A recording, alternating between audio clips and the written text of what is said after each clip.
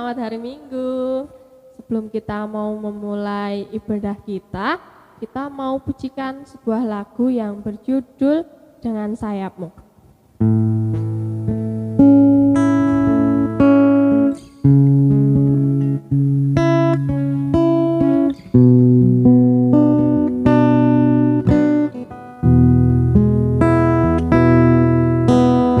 Firman-Mu berkata Kau besertaku, maka kuat roh dan jiwaku. Tangan-Mu Tuhan selalu ku nantikan, di setiap langkahku percaya.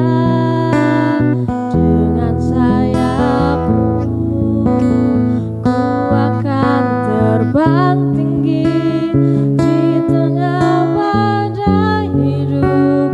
Ku tak menyerah, Kau kekuatan dan perlindungan bagiku. Pertolongan-Mu di tempat maha tinggi. Ku mengangkat tanganku, aku berserah. Kau ku nantikan, Kau yang ku sembah, Yesusku, Rajaku.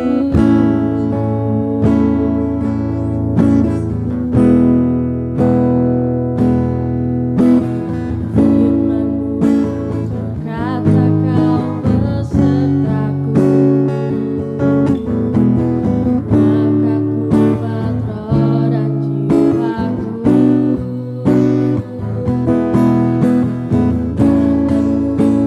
Tuhan selalu ku nantikan, di setiap langkahku percaya. Dengan sayap-Mu ku akan terbang tinggi di tengah badai hidup. Ku tak menyerah, Kau kekuatan dan perlindungan bagiku. Pertolongan-Mu di tempat maha tinggi. Ku mengangkat tanganku, aku berserah. Kau ku nantikan, Kau yang ku sembah, Yesusku. Dengan sayap-Mu ku akan terbang tinggi di tengah badai hidup. Ku tak menyerah,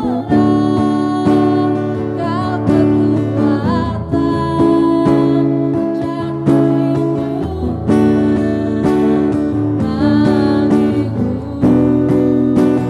Pertolongan-Mu di tempat maha tinggi. Ku mengangkat tanganku, aku berserah. Kau ku nantikan, Kau yang ku sembah, Yesusku, Rajaku.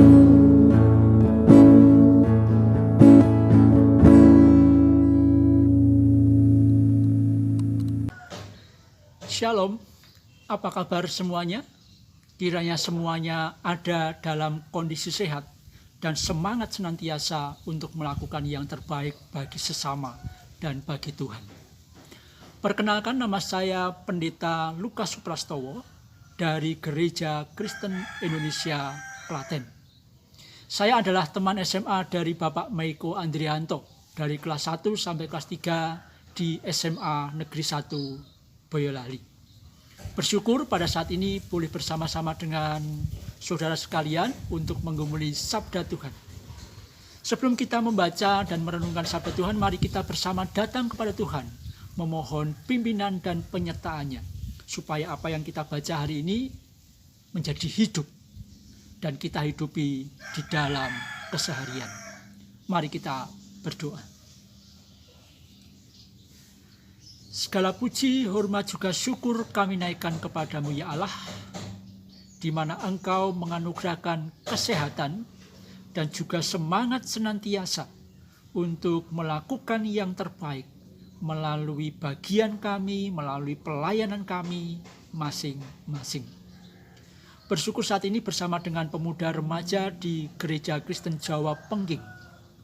Kami boleh bersua melalui media ini, dan sejenak kami menyiapkan hati kami untuk ditaburi sabda firman-Mu. Ya Allah, berkatilah setiap kami, supaya hati kami menjadi lahan yang subur akan sabda firman-Mu, sehingga benih-benih firman yang tertabur hari ini tidak berlalu begitu saja, tetapi dalam perlindungan Roh Kudus, kami semuanya terberkati, kami semuanya termotivasi, dan kami semuanya dimampukan untuk menghidupi, sehingga apa yang Engkau taburkan pada saat ini akan berakar, bertumbuh, dan berbuah bagi kemuliaan nama-Mu. Di dalam nama Tuhan Yesus Kristus, kami menyambut sabda Tuhan dengan penuh sukacita dan syukur. Amin.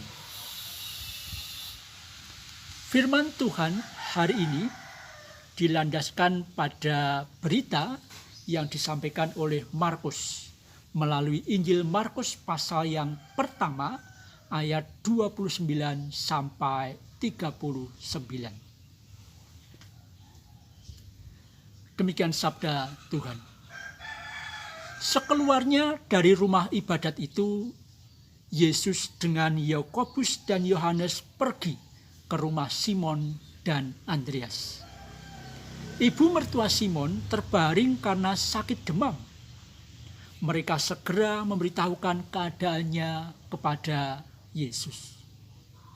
Ia pergi ke tempat perempuan itu dan sambil memegang tangannya ia membangunkan dia, lalu lenyaplah demamnya. Kemudian perempuan itu melayani mereka.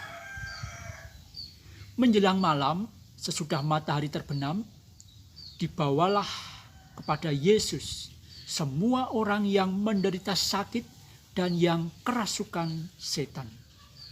Maka berkerumunlah seluruh penduduk kota itu di depan pintu. Ia menyembuhkan banyak orang yang menderita bermacam-macam penyakit dan mengusir banyak setan. Ia tidak memperbolehkan setan-setan itu berbicara, sebab mereka mengenal Dia. Pagi-pagi benar, waktu hari masih gelap, ia bangun dan pergi keluar.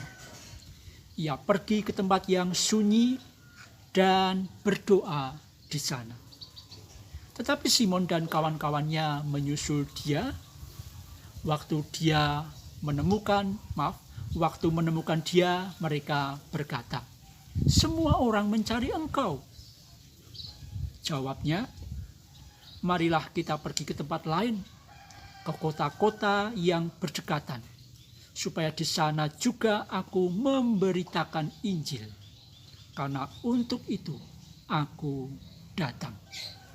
Lalu pergilah ia ke seluruh Galilea dan memberitakan Injil dalam rumah-rumah ibadat mereka dan mengusir setan-setan. Demikianlah Injil Yesus Kristus. Berbahagialah kita yang bukan hanya membaca, mendengar, tetapi kita meresapi, menghidupi, dan menjadi pelaku firman yang setia. Sebagai orang Kristen, maka kita tidak asing dengan kata melayani. Nah, di dalam kelas katekisasi saya setiap tahun, saya di bagian akhir selalu menekankan 3 tugas panggilan gereja. Dalam bahasa keseharian saya mengatakan ini tiga hal yang menjadi ukuran bagi kita sebagai gereja maupun orang Kristen untuk melihat, untuk mengoreksi apakah aku ini benar-benar sudah menjadi Kristen. Mengingatkan kembali, yang pertama adalah koinonia, bersekutu. Sebagai gereja, sebagai orang Kristen, saya menekankan bahwa persekutuan itu harus dihayati dan dihidupi.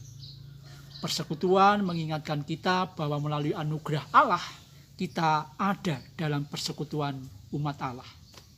Dalam persekutuan kita juga membangun keeratan sesama anggota tubuh Kristus.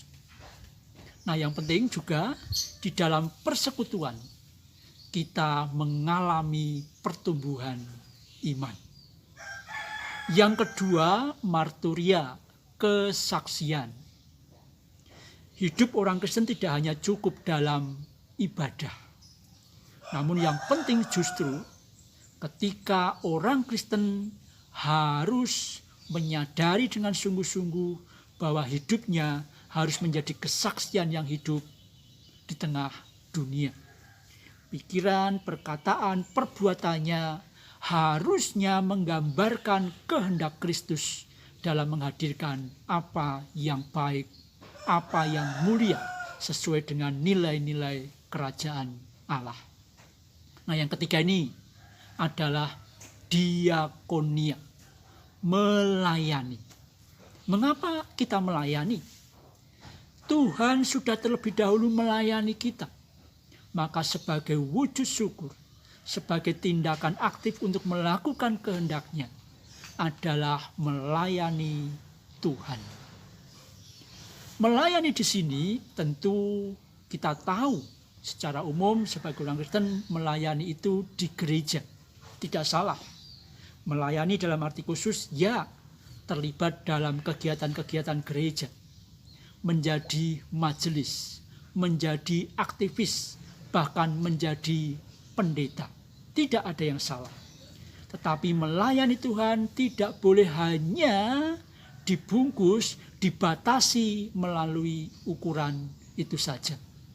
Melayani Tuhan dapat kita lakukan dengan yang terbaik di tengah kehidupan kita pribadi, di tengah kehidupan kita bersama keluarga, di tengah kehidupan kita di tengah-tengah gerejanya, bahkan juga di dalam kehidupan kita di tengah-tengah masyarakat.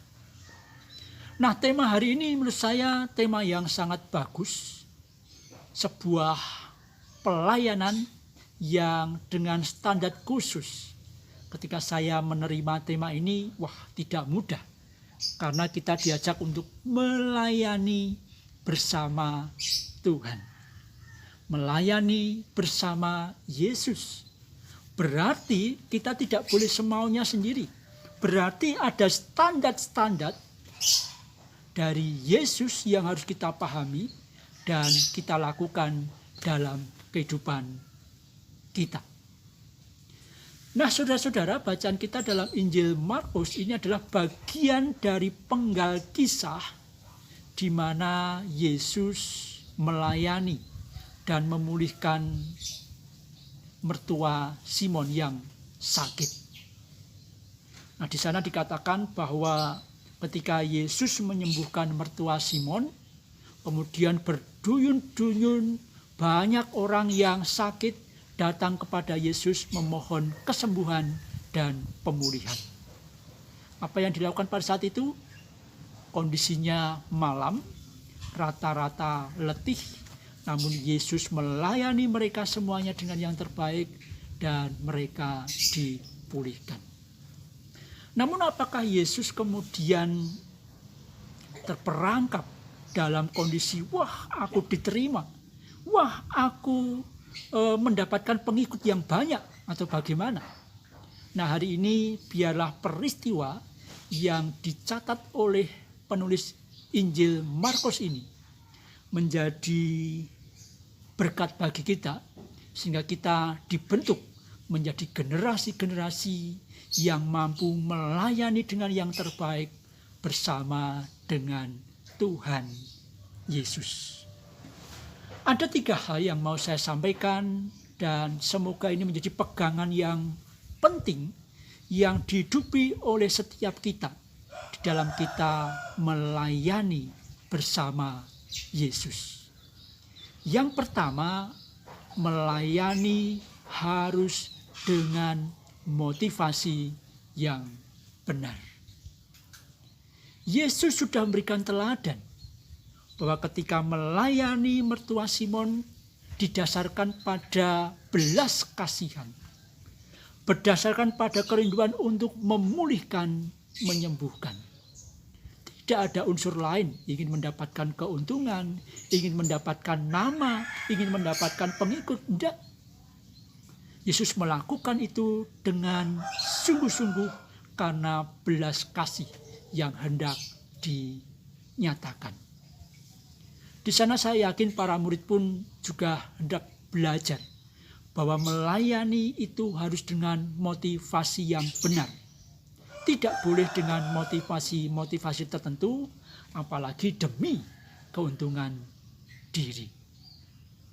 Ini penting saudara-saudara, kalau saudara-saudara ambil bagian dalam pelayanan di gereja secara khususnya, mari ingat kembali apakah motivasiku benar. Motivasi yang benar bagaimana? Motivasi yang benar yang pertama adalah kita melayani karena kita bersyukur Tuhan sudah melayani kita terlebih dahulu. Maka melalui pelayanan kita, apa yang terbaik dari kita berikan, kita hadirkan, kita persembahkan kepada Tuhan. Nah, pelayanan juga menjadi tindakan aktif kita sebagai orang-orang yang melakukan kehendak Tuhan. Karena melalui pelayanan itu, maka kita sedang melakukan apa yang Tuhan sudah teladankan kepada kita. Mari selalu melihat ke dalam diri kita ketika kita melayani dimanapun berada. Tuhan, apakah benar bahwa pelayananku ini murni untuk kemuliaan nama-Mu? Yang kedua, saudara-saudara, saya mengajak kita untuk melayani itu untuk menghadirkan kabar baik. Yesus melayani di kota itu bukan untuk sekali lagi mencari nama dan mencari pengikut. Yesus menghadirkan kabar baik secara khusus pada saat itu terhadap orang-orang yang sakit. Kabar baik bagi orang-orang yang sakit adalah kesembuhan. Kelepasan bagi orang-orang yang dikatakan dalam Injil Markus ini, mereka dikuasai oleh setan-setan. Kabar baik itu adalah ketika ada pemulihan dihadirkan. Ya, banyak orang pada malam hari itu dipulihkan oleh Tuhan. Melayani itu harus kita hayati dengan sungguh-sungguh sebagai bentuk menghadirkan kabar baik bagi siapapun yang kita layani. Maka kalau kita melayani di tengah gereja, di tengah kehidupan, aktivitas kita, jangan justru menghadirkan hal-hal yang menghancurkan, memecah belah, atau juga menghadirkan sesuatu yang tidak berkenan kepada Allah. Hari ini kita diingatkan bahwa melayani itu untuk menghadirkan kabar baik. Yang ketiga, saudara-saudara, melayani itu harus progresif. Saya mengumuli ini betul-betul dengan sebuah kerinduan untuk mengajak kita bahwa melayani Tuhan itu juga harus ada progresnya. Tidak dari dahulu sekarang sampai selama-lamanya hanya begini-begini saja. Melayani Tuhan juga harus dilakukan dengan sungguh-sungguh, dengan niatan yang baik, dan juga dengan kesediaan untuk diperlengkapi.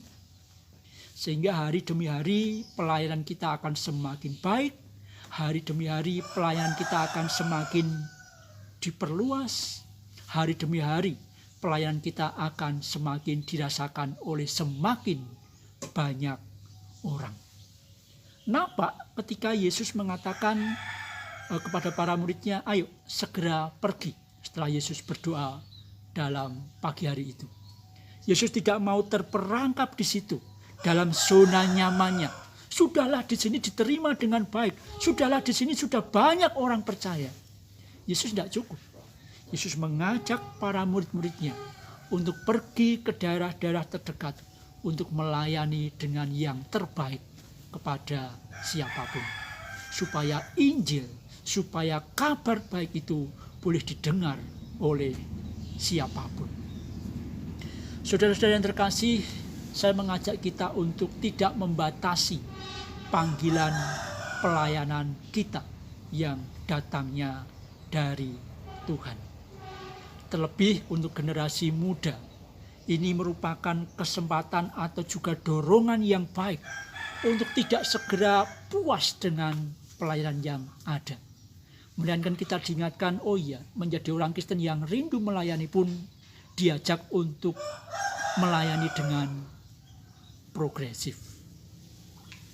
Saudara-saudara, melayani bersama Tuhan Yesus bukanlah pencapaian, melainkan sebuah anugerah. Maka dari itu kalau hari ini kita diingatkan, ayo hidupi diakonia, melayani, maka terimalah dengan syukur dan lakukanlah demi Tuhan Yesus. 3 langkah yang saya bagikan kepada saudara-saudara. Pertama, milikilah motivasi yang benar. Yang kedua, senantiasa dalam pelayanan hadirkanlah kabar baik dari Allah. Dan yang ketiga, jangan lupa menyediakan diri terbuka pada Allah untuk semakin hari semakin diperlengkapi. Sehingga kita memiliki pelayanan yang semakin progresif. Di bagian akhir ini izinkan saya berbagi sedikit tentang kesaksian. Kalau saya bisa sampai saat ini, kadang saya tidak bisa berkata apa-apa selain puji Tuhan, ini anugerah Tuhan. Mungkin saya tidak segagah Meiko dulu. Mungkin saya tidak seganteng Meiko dulu. Saya juga mintanya tidak sekuat Meiko. Tapi saat itu saya punya kerinduan untuk terus melayani dengan yang terbaik. SMP, SMA, saya kalau di depan jemaat, di depan banyak orang, keringatnya sudah sejagung-jagung. Tapi gereja saya di kampung, di Cepogo, ya di daerah Merapi Merbabu. Kalau di sana saya ke gereja harus jalan kaki sekitar 20 menit, menuruni sungai, naik sungai, dan melalui sebuah kampung yang agak jauh. Tapi saya lakukan itu dengan baik, dan pada saat itu memang yang penting aku mau belajar. Kalau Tuhan mau pakai, ya sudahlah, pasti Tuhan akan perlengkapi. Perlahan-lahan itu saya kembangkan, perlahan-lahan saya lakukan dengan terus yang terbaik sampai di masa kuliah.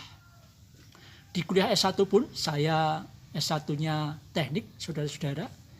Di kuliah S1 pun saya dimanapun berada, saya akan selalu melayani.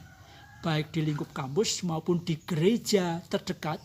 Bahkan di gereja asal kalau hari Minggu saya pulang kampung. Saya terus melakukan dengan yang terbaik tanpa ada kerinduan, tanpa ada keinginan untuk menjadi seperti sekarang menjadi hamba Tuhan. Sampai kemudian saya bekerja pun saya tidak akan pernah meninggalkan pelayanan. Hingga satu ketika saya melayani di sebuah masyarakat di LSM yang membangun rumah-rumah pada saat itu, maka ada orang menawarkan untuk kuliah. Saya mengambil teologi hanya untuk memperlengkapi sebenarnya untuk jenjang karir saya di LSM. Namun demikian ternyata Tuhan punya rencana yang luar biasa sehingga memanggil saya untuk menjadi hambanya di Gereja Kristen Indonesia.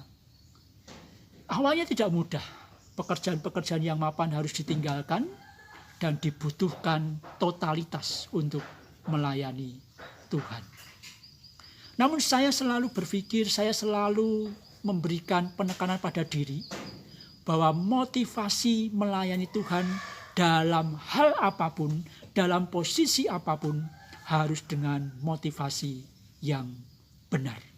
Jangan hanya sekedar untuk mencari nama, keuntungan, atau kehidupan semata. Maka tahun 2016 saya ditahbiskan menjadi pendeta GKI Klaten, dan saya mensyukuri dan senantiasa sampai sekarang saya harus mengingat diri, motivasiku harus benar. Maka saya dari orang kampung yang tidak bisa apa-apa, mentalnya ya tidak sekuat yang lainnya, tetapi saya mau dibangun secara progresif oleh Tuhan, disertai dengan motivasi-motivasi yang terus dimurnikan, dan berusaha senantiasa untuk membawa dan menghadirkan kabar baik. Maka sampai sekarang saya diizinkan untuk melayani sampai di berbagai tempat. Bahkan di beberapa negara pun saya diizinkan untuk membawakan kabar baik, sebuah pengalaman yang luar biasa. Dan hari ini pun saya tidak akan pernah berhenti untuk, ya ini posisi nyaman. Enggak. Saya pun rindu diperlengkapi Tuhan melalui pelayanan-pelayanan yang ada. Baik di tengah gerejanya, lintas gereja. Bahkan kalau Tuhan berkenan, lintas apapun yang Tuhan kehendaki, termasuk lintas negara melalui lembaga-lembaga yang ada. Saya mendorong saudara-saudara, terkhusus yang masih muda dan remaja, jangan sia-siakan panggilan Tuhan untuk melayani. Selain ini tugas panggilan gereja.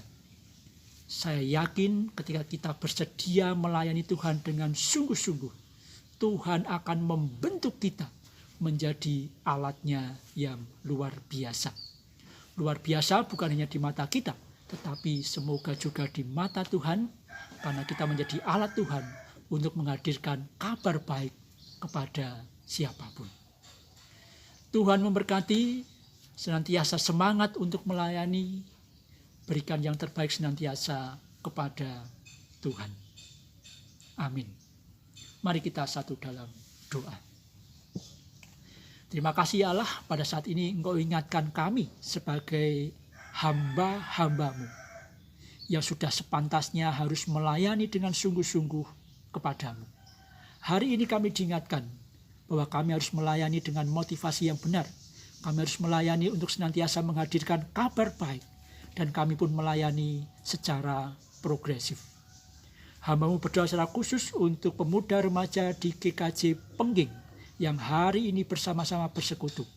Kiranya mereka dimampukan untuk mengerti dan dibentuk oleh Tuhan menjadi generasi-generasi yang siap melayani bersama Tuhan, menghadirkan kabar baik di tengah keluarga, di tengah gerejanya, bahkan di tengah bangsa ini, bahkan juga bagi dunia ini.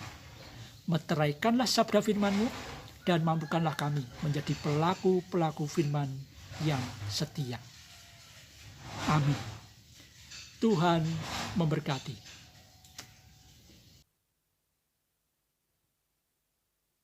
Hanya di dalam namanya Yesus dia sumber pengharapan di sepanjang hidupku. Hanya di dalam kuasa-Nya pasti tersedia kemenangan bagiku selalu.